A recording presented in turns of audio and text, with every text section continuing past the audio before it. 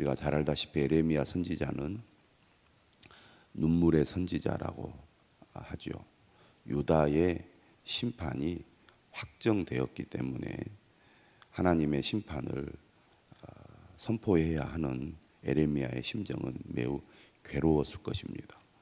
에레미야가 하나님의 말씀을 전할 때 그 말씀을 듣는 백성들의 반응은 결코 긍정적이지 않았습니다. 매우 부정적이었고 심지어 에레미야를 죽이려고까지 했습니다.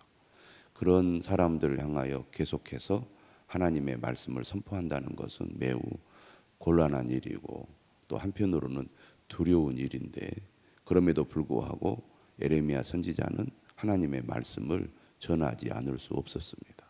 사람들은 거부하고 반역해도 하나님의 심정을 가지고 계속해서 하나님의 말씀을 선포하는 에레미야의 그 마음을 우리도 알고, 이 땅은 어떤 상황입니까? 마치 에레미야 시대의 유다 백성들처럼 하나님의 말씀을 듣지 않으려고 하고 거부하려고 반역을 행하고 있습니다. 그럼에도 불구하고 오늘 우리는 하나님의 말씀을 전해야 될 사명을 분명히 가지고 있고 듣지 않아도 복음을 전해야 한다는 것을 우리는 잘 알고 있습니다. 오늘 여기에 모이신 분들도 그러한 믿음으로 이곳에 왔고 또 오늘도 무더운 날에도 복음을 전하려고 여러분들이 이제 준비하고 계시는데요. 에레미야의 심정을 주셔서 어떤 상황에서도 하나님의 말씀을 담대하게 전하는 저와 여러분들이 될 수 있기를 주님의 이름으로 축원합니다. 오늘 말씀은 어제 말씀에 이어서 하나님께서 결코 심판의 뜻을 하나님께서 돌이키지 않겠다고 단호하게 말씀을 하고 있습니다. 어제 말씀을 보면 끝에 에레미야가 탄식하면서 기도를 합니다. 하나님 제발 뜻을 돌이켜 주십시오. 중보자들의 기도를 하나님께서 들으시고 뜻을 돌이키시는 경우들이 종종 있었습니다. 그런데 에레미야 말씀을 보면 하나님은 결코 자신의 뜻을 돌이키지 않습니다. 오늘 뭐라고 말씀하느냐면 하나님께서 이렇게 얘기하시거든요. 모세와 사무엘이 내 앞에 섰다 할지라도 내 마음은 이 백성을 향할 수 없나니 그들을 내 앞에서 쫓아내보내라. 모세와 사무엘은 구약의 대표적인 중보자입니다. 모세의 기도를 하나님이 들으시잖아요. 사무엘의 기도를 하나님이 들으셨습니다. 그런데 모세와 사무엘이 하나님 앞에 다시 선다 할지라도 하나님은 유다 백성들을 향한 심판을 결코 중단하지 않겠다는 겁니다. 유다의 멸망은 이미 확정된 거라는 거죠. 아무리 기도해도 안 된다는 얘기입니다. 2절에 말씀하죠. 그들이 만일 네게 말하기를 우리가 어디로 나가리요 하거든 너는 그들에게 이르기를 여호와께서 이와 같이 말씀하시니라. 죽을 자는 죽음으로 나아가고 칼을 받을 자는 칼로 나아가고 기근을 당할 자는 기근으로 나아가고 포로될 자는 포로됨으로 나아갈지니라 하셨다 하라. 그전에는 하나님의 말씀을 잘 듣지 않던 유다 백성들이 이제 심판이 임하게 되니까 그때야 하나님의 말씀이 들리기 시작합니다. 그러나 이미 그때는 늦은 때죠. 기회를 완전히 놓쳐버렸습니다. 근데 하나님의 심판은 얼마나 처참하고 철저한지 한 사람도 예외 없이 하나님의 심판을 받게 될 거라는 겁니다. 칼로 죽임을 당하고 칼로 죽임을 당하지 않는 자는 기근을 만나서 고통을 겪고 그리고 남은 자는 포로로 잡혀가서 완전히 하나님의 심판을 받게 된다는 겁니다. 하나님의 심판에 예외가 없다는 얘기죠. 3절은 이렇게 말합니다. 내가 그들을 네 가지로 벌하리니 곧 죽이는 칼에 의해서 목숨을 잃게 되는 거죠. 찢는 개와 삼켜 멸하는 공중의 새와 땅의 짐승으로 할 것이며, 그러니까 짐승에 의해서 또 새에 의해서 그 살이 다 시체가 찢기게 된다는 얘기죠. 땅에 묻히지도 못하게 된다는 겁니다. 얼마나 참혹합니까? 하나님의 심판은 이처럼 매우 철저하고 처참하다는 거죠. 우리가 선지자의 이 예언을 통해서 듣는 하나님은 어떤 하나님이십니까? 하나님은 말씀대로 행하시는 분이죠. 하나님은 심판하시는 분입니다. 유다가 번성할 때 하나님의 이러한 심판의 말씀이 선포됐습니다. 여러분 같으면 그런 말씀을 들을 때 어떤 생각이 들겠습니까? 그런 일이 차마 있겠느냐, 이런 생각하지 않겠습니까? 또 이 예루살렘 주민들은 어떤 경험이 있었느냐면, 아수르가 침략했을 때 다른 곳은 다 함락이 됐지만 예루살렘 성만큼은 안전했거든. 경고했습니다. 그래서 그들은 어떤 생각을 했냐면, 예루살렘 성 안에 하나님의 성전이 있기 때문에 하나님이 지켜주신다, 이런 믿음을 가졌습니다. 그런데 지금도 마찬가지죠.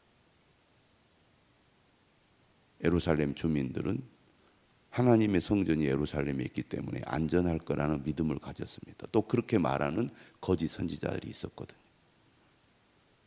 그래서 하나님께서 심판하지 않을 거다, 또 지금 우리가 심판을 당할 만한 상황이 아니다라고 생각을 한 겁니다.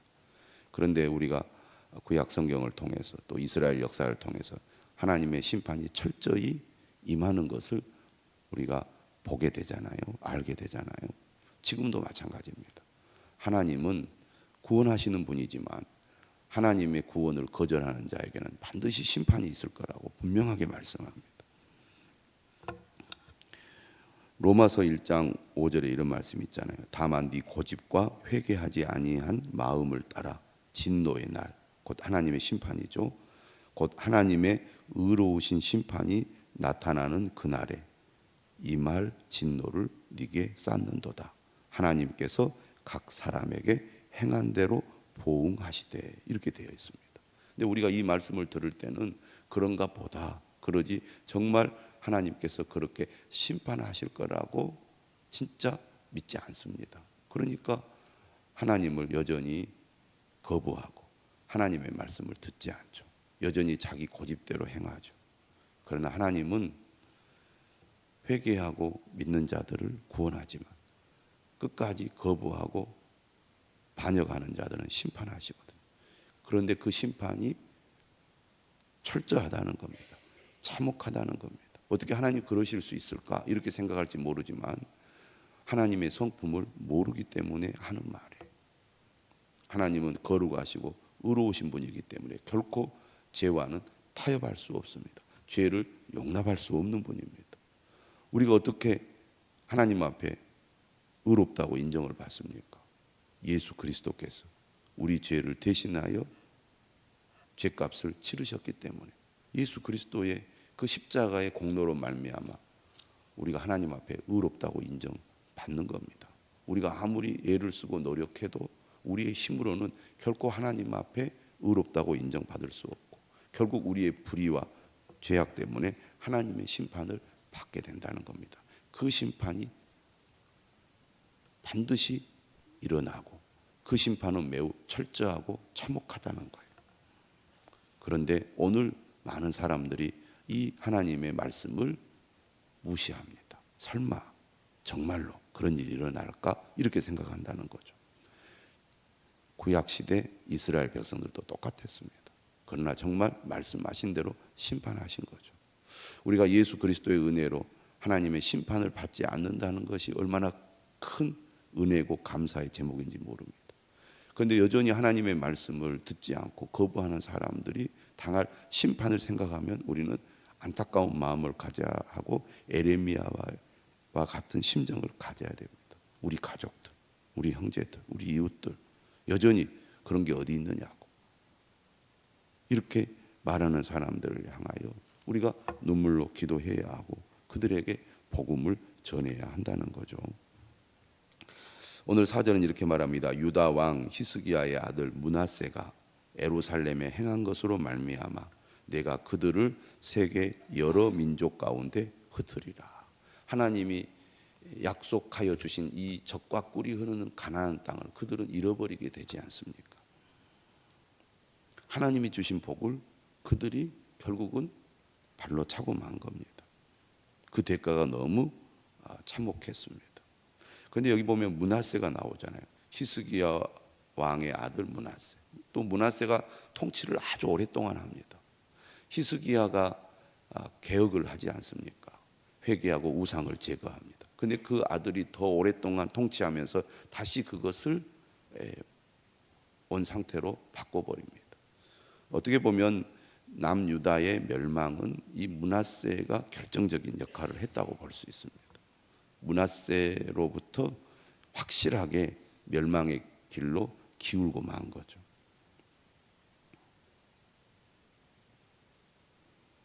조상들의 죄악을 대표하는 인물로 오늘 본문은 므낫세를 꼽고 있습니다. 이처럼 하나님의 심판은 확정적입니다. 결코 돌이킬 수 없습니다. 이런 상황 속에 선지자는 이렇게 탄식하죠. 예루살렘아 너를 불쌍히 여길 자 누구며 너를 위해 울 자 누구며 돌이켜 내 평안을 물을 자 누구냐. 아무도 없다는 겁니다. 주변의 동맹국들도 그들이 그렇게 처참하게 멸망당할 때 도울 자가 없는 거죠. 여호와께서 이르시되 네가 나를 버렸고 내게서 물러갔으므로 네게로 내 손을 펴서 너를 멸하였나니 이는 내가 뜻을 돌이키기에 지쳤음이로다. 이스라엘의 멸망은 결국 그 백성들이 하나님을 버렸기 때문이죠. 그리고 하나님께서 수많은 선지자들을 통하여 그들이 하나님께로 돌아오라고 하나님께서 말씀하시고 또 말씀하셨음에도 불구하고 그들이 끝내 거절했기 때문입니다. 다시 말하면 그들은 기회를 놓치고 만 것이죠. 우리가 하나님의 말씀을 들을 수 있다는 것이 아직은 우리에게 기회가 있다는 것이고 하나님의 말씀을 듣는다는 것 자체가 하나님의 은혜라고 할 수 있겠습니다. 하지만 기회가 계속 영원토록 우리에게 있는 것이 아니죠. 지금이 회개하고 돌이킬 때고 지금이 하나님의 말씀에 순종할 때고 지금이 주님 앞으로 가까이 나아갈 때라는 겁니다. 많은 사람들이 다음에 나중에 내가 좀 여유가 있을 때 마음이 좀 평안해질 때 그때 내가 하나님께로 가겠다고 말하는 사람들이 많습니다. 그러나 하나님의 말씀을 들을 때 우리를 부르시는 하나님의 음성을 들을 때가 정말로 우리에게 가장 좋은 기회고 그것이 마지막 기회일 수도 있다는 얘기입니다. 그런데 이스라엘 백성들은 끝내 하나님을 거절했습니다. 그래서 하나님도 드디어 이제 더 이상 그들을 기다릴 수가 없게 된 거죠. 7절에도 말합니다. 이는 그들이 자기들의 길에서 돌이키지 아니하였습니다.